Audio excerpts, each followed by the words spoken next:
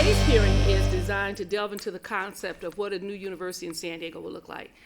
We began the select committee over a year ago with looking at the question of higher ed in Chula Vista, and basically in San Diego County, with a look at what we have to offer here in the county, how many CSUs, how many UCs, what's available to the students in San Diego, and how does that compare to other counties? Because we know that up until recently we only had one CSU in San Diego County and only one UC. And all of those institutions not only serve San Diego County, but often serve Imperial County as well. So we want to look at some things like what's the prospect of a new campus, what type of campus is most appropriate for this particular region, what work is underway to secure a new campus, and surely what role do all of us play in that effort. One of the things I wanted to make sure, and I think I pointed this out to your councilwoman Aguilar, is that since I've been in this state assembly for a little over a year and a half now, I've had lots of conversations and lots of individuals who've come to me talking about the campus in Chula Vista. And each one has claimed to be in charge. And so, and not wanting to walk into a landmine, trying to figure out who's on first and who's on second, who has the land, who doesn't have the land, who has the authority, who doesn't have the authority, who has the planning, and wanting to be respectful of all the work that's gone into it and not believe that I've come in with a great idea and all of a sudden, this is going to happen. I want to be respectful of the years of work that's gone into trying to develop a campus, but also to figure out the players, and really so that we don't consume a lot of time and then find out in the end that we should have been talking to these people over here rather than the people over here. I think it is correct that in the CSU, in the state system, we have not been able to build a new campus or increase our campuses over the years because of our economic downturn, and that's true.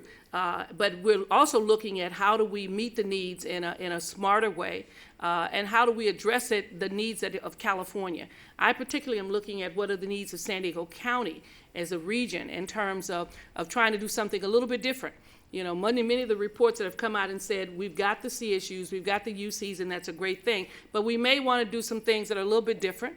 We may want to address it in a different way. We may want to address it in a way that has some other implications. And so today's hearing is hopefully the beginning of that conversation that not only deals with those who are at the city council level and the state level, but those also at the business level, those who are at the academic level, and all of those things. I've been in contact with the CSUs and the UCs in the area to say, maybe there's a collaboration we need to work on. Maybe there's something different that's new and different that will be attractive. Because if an institution is to exist in San Diego, it would be an institution that would not only just meet the needs of San Diego, it would have to be an institution that would attract the people of California.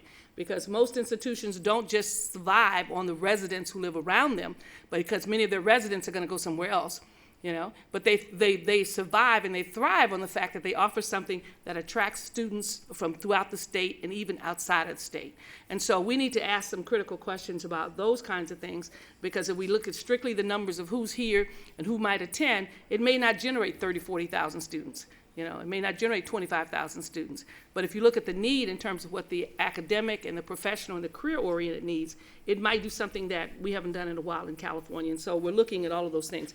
I want to welcome my colleague who's here. He, one of our newest members on the Assembly, Sebastian Ridley-Thomas, who's with us today. And it's important that he's here because if I push this rock up the hill, I'm going to have a whole bunch of Assembly members standing behind me, more than just San Diegans.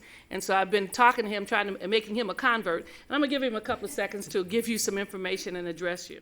I think the numbers are something like 75,000 high-tech industry jobs go unfilled. We have to figure out a way to improve our workforce pipeline for all of the employment opportunities that are being generated at the higher income scale. We're doing tax reform to encourage job growth in manufacturing. We're doing all kinds of incentive programs, and the biotech economy that is thriving here in San Diego needs more and more educational support, and we hope to have a workforce pipeline all the way from Northern California through Central and Southern California that can participate. So the opportunity for this particular site and this conversation with this member of the legislature is particularly unique. I note that such a site and such a partnership would begin a broader conversation about public-private partnerships with the state. Certainly, it would be a job creator and job generator, and it's a really splendid opportunity. So thank you for allowing me to join you today, Madam Chair, and I look forward to a rather robust discussion.